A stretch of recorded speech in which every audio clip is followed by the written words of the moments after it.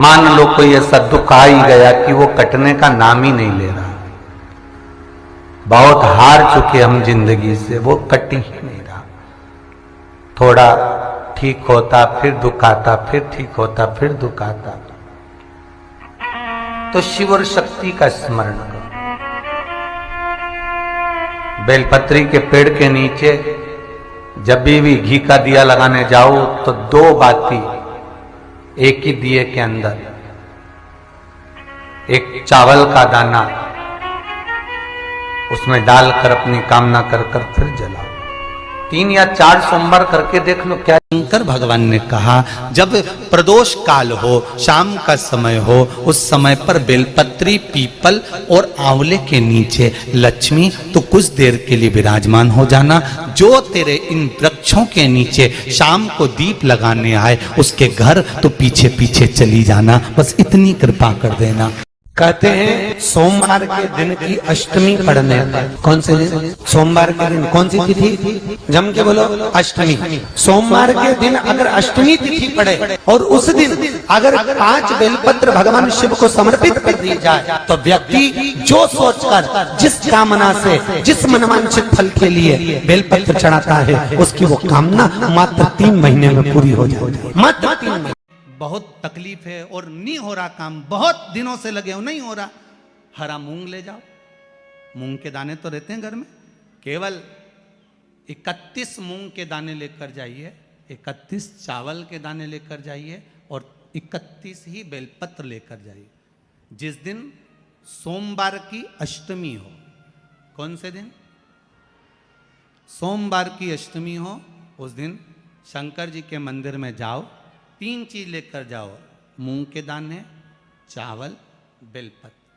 चावल जो 31 लेकर गए हो अपनी कामना कर कर शंकर जी की देहली पर रख दो, चौखट पर, कहीं पर भी एकांत में उसको रख दिया जाए। मूंग के जो दाने लेकर गए हो 31, वो नंदी के पास में, जो नंदी का पांव ऊंचा रहता है उस पांव के पास रख दीजिए।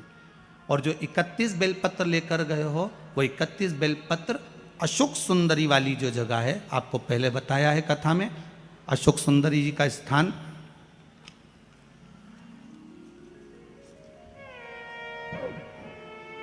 ये शिवलिंग, ये जलाधारी जहां से पानी बहता है उसके बीच में एक मोटी सी लाइन होती है जो शंकर भगवान की छोटी लड़की अशोक सुंदरी का स्थान है। शिव जी के 13 बच्चे हैं, 13 बच्चे में सबसे छोटी लड़की अशोक सुंदरी यहीं पर विराजमान होती है जहां से पानी नीचे गिरता है। प्रत्येक शिवलिंग के सामने एक मोटी सी लाइन होगी, उस मोटी सी जो लाइन है अशोक सुंदरी, वहां पर जो 31 बेलपत्र लेकर गए हो अपनी कामना कर कर पीला चंदन, लाल चंदन लगाकर उस पर समर्पित करते जाओ। उसकी डंडी जहां से पानी बहता है उस ओर होना चाहिए। आप निवेदन कर कर देखो, एक सोमवार की अष्टमी पर कर कर देखना, दूसरी सोमवार की अष्टमी आएगी अपने आप आपका काम हो गया होगा। बाबा से निवेदन तो करो, क्यों भटक रहे? भोला सब दुख काटो, भोला सब दुख काटो, ओ भोला सब दुख काटो। आप उससे निवेदन करेंगे प्राप्त होगा। शिव तत्व में जो सुख है वो सुख कहीं नहीं।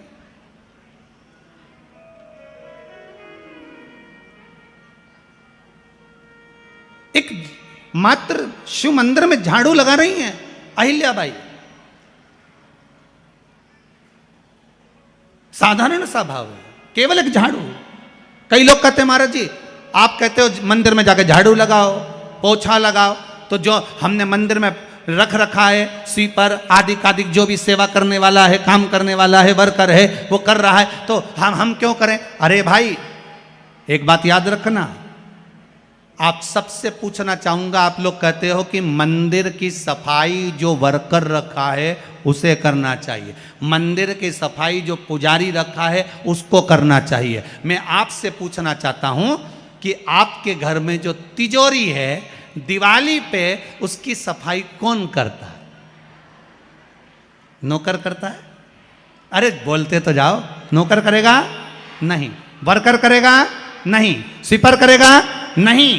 तिजोरी की सफाई कोई दूसरा नहीं करता, तिजोरी की सफाई हमें करना होती है। उसी तरह मंदिर की सफाई ना पुजारी करे ना कोई वर्कर करे, जो दर्शन करने जाए वो करे, क्योंकि ये तिजोरी है हमारी, ये तिजोरी है हमारी, यहां से हमें मिलता है, ये मेरा देव अधिदेव महादेव देता है। और कोई कोई बच्चे ऐसे रहते हैं जो जन्म लेने के बाद उनका शरीर का विकास नहीं होता, मुख में से राल टपकती रहती है, पलंग पर सोए रहते हैं, हिलते नहीं। उन बच्चों के लिए भी शिव महापुराण में एक बड़ा सुंदर सा प्रसंग आता है। भगवान शंकर को जो बेल होता है, तो बेला का जो फल होता है, फल के अंदर का जो गुर्दा होता है, उस गुर्दे को सुखाकर उसको बाद में जलाकर उसकी भस्म अच्छी पीस कर तैयार करो, और जिस दिन सोमवार की अष्टमी हो तो उस दिन देव अधिदेव महादेव को अगर मंदिर में आप वो भस्म नहीं चढ़ा सकते तो घर में ही उस बाबा को थोड़ी सी चुटकी भरकर भस्म, वो जो बेले की भस्म बनाई है वो शिव को समर्पित कर दो।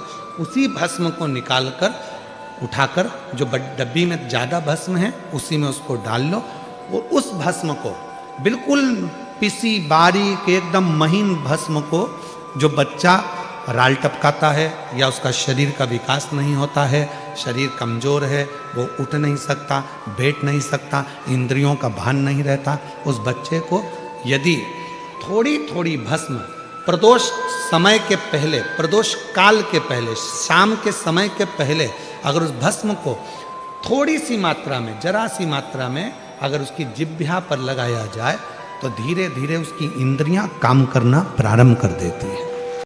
कुंदकेश्वर अर्थात गणेश जी के हाथ में जो कुंदुक होता है, उस कुंदुक, जो गणेश जी के हाथ में कुंदुक होता है, 7 दुर्वा, कितनी दुर्वा लेना है? दुबा बोलते हो, दुर्वा बोलते हो, पंजाब में क्या बोलते हैं? दुर्वा ही बोलते हैं ना। तो 7 दुर्वा, उसके पीछे के हिस्से में लाल चंदन लगाना है और गणेश जी को कुंदकेश्वर महादेव के नाम से समर्पित करना है। जब दुर्वा चढ़े, उस पहले तो आप कुंदकेश्वर महादेव का नाम ले लेना, जब दुर्वा गणेश जी के पास में चढ़े तब चंद्र गणेश का स्मरण कर लेना और अपने दिल की बात बाबा से प्रार्थना कर कर उस दुर्वा को चढ़ाओ। एक दुर्वा उसमें से मांग कर लेकर आओ। जिस दुर्वा को जब मांग कर लेकर आओ तो वो जो व्यक्ति नशे में धुत रहता है या गलत काम में धुत रहता है, उसको वो दुर्वा सुबह खाली पेट एक दुर्वा उसको खाने को दो। नहीं खाए तो उसको कोई भोजन आदि के साथ में उसको दो। उसका नशा धीरे धीरे धीरे धीरे वो छोड़ देगा और श्रेष्ठ बन जाएगा। श्रेष्ठ कुंदकेश्वर महादेव या कुंदुक का प्रहार, कुंदुक 2-3 जगह पर काम करता है। कुंदुक का अगर आपने कभी स्मरण करा हो कुंदुक का, तो कभी, वैसे तो मेरे को लगता है कि आप लोगों ने गणेश जी के हाथ में कुंदुक देखा होगा। एक शस्त्र होता है जो एस जैसा बना होता है, जो गणेश जी के हाथ में पकड़े होते हैं, दर्शन किया है, तो वो कुंदुक कहलाता है। जो बहुत चिड़चिड़ा हो जाए, बहुत अपशब्द कहना, बहुत ताने देना, बहुत गाली देना, बहुत आड़ा टेढ़ा कहना, जरा जरा सी बात में बिखर जाना, क्रोध आ जाए।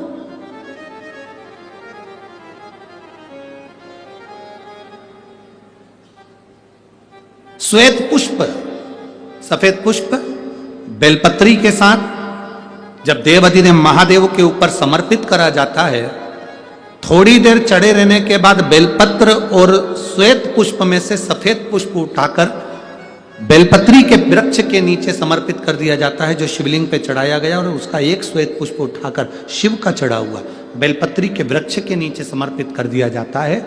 वहां की मिट्टी को उठाकर अपने घर के द्वार का स्पर्श करा दिया जाता है, तो क्रोध करने वाला व्यक्ति, चिड़चिड़ करने वाला व्यक्ति कुंदकेश्वर महादेव का नाम लेकर जब वो रज लगाई जाती है, मिट्टी लगाई जाती है, तो वो धीरे धीरे क्रोध करना बंद कर देता। घर में पूरे शांति और आनंद की अनुभूति होने लगती है।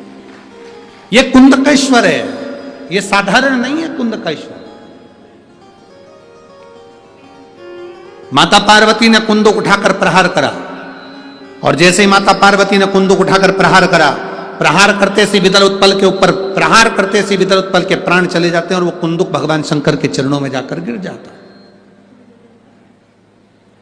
जब शिवजी के चरणों में कुंदुक जाकर गिरा तब शंकर भगवान के चरणों में माता पार्वती जी ने जाकर देखा तो उनके चरणों में चोट लगी हुई थी, क्षमा मांगी, चरणों में गिर गई मां। और शिव जी ने कहा पार्वती तुम दुख ना मनाओ, तुम्हारे कुंदुक का मेरे चरणों में गिरना मेरा नाम आज से कुंदकेश्वर होगा। पार्वती मेरे चरणों में कुंदुक का प्रहार हुआ और मेरा नाम कुंदकेश्वर हुआ। आज के बाद मृत्यु लोक में रहने वाला व्यक्ति उसके शरीर में अगर कोई रोग कोई दुख व्यापेगा और वो मेरे कुंदकेश्वर की कथा को पूरी सुन लेगा या कुंदकेश्वर के नाम का उच्चारण कर लेगा तो उसके दुख का उसके शरीर के रोग का मैं निवारण कर दूंगा। वो कुंदकेश्वर महादेव है। बोल कुंदकेश्वर महादेव की।